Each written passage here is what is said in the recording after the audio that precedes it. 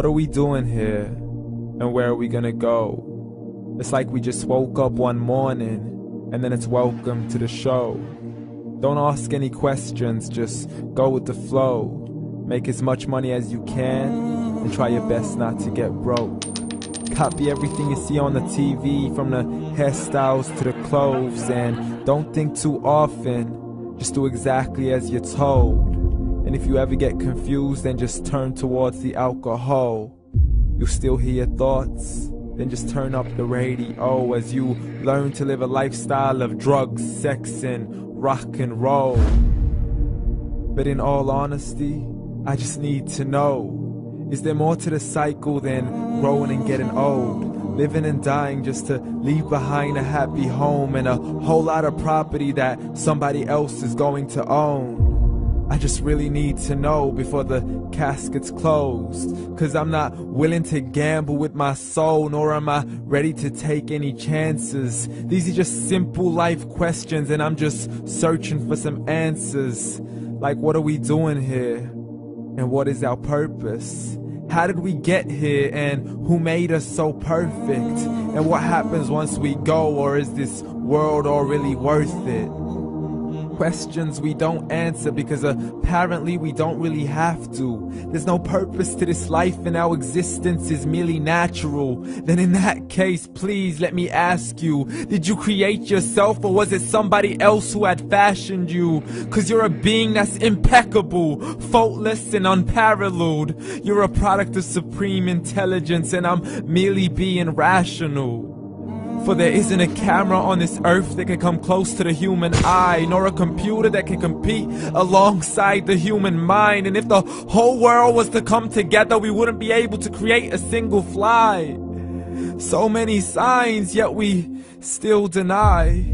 As science tries to justify that all this could come from none, when it's a simple sum. 0 plus 0 plus 0 cannot possibly ever give you 1.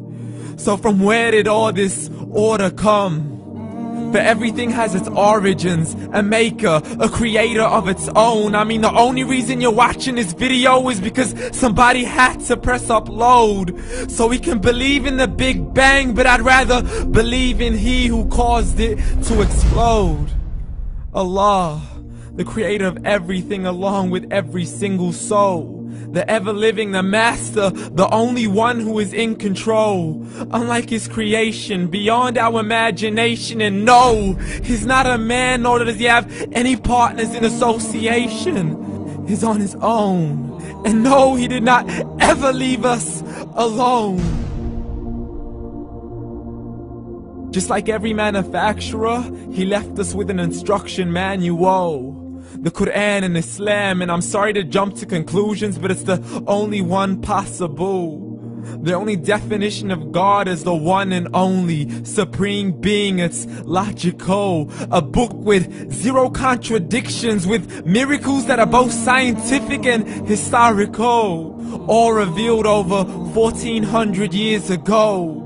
Like the detailed description of the human embryo. The descriptions of the human embryo in the Quran cannot be based on scientific knowledge in the 7th century. To the mountains as pegs holding firm the earth below, and the 2 seas that don't mix in a complete separate flow. To the planets in orbit, alternating night and day as they stay in flow. The expansion of the universe and the creation of everything from H2O. To the stories of the past and the preservation of Pharaoh. To identifying the lowest point in the land where Persia defeated Rome. The gushing fluid that created man in the glands between the ribs and the backbone. And not a word has changed, it's still the same. So please explain how all this was known over 1400 years ago. To a man who couldn't read or write, as he would recite whatever the angels spoke. And if you still don't believe, please try to come up with something that's even close. But you can't, so we took God as a mockery and his messengers as a joke. Muhammad could not read or write.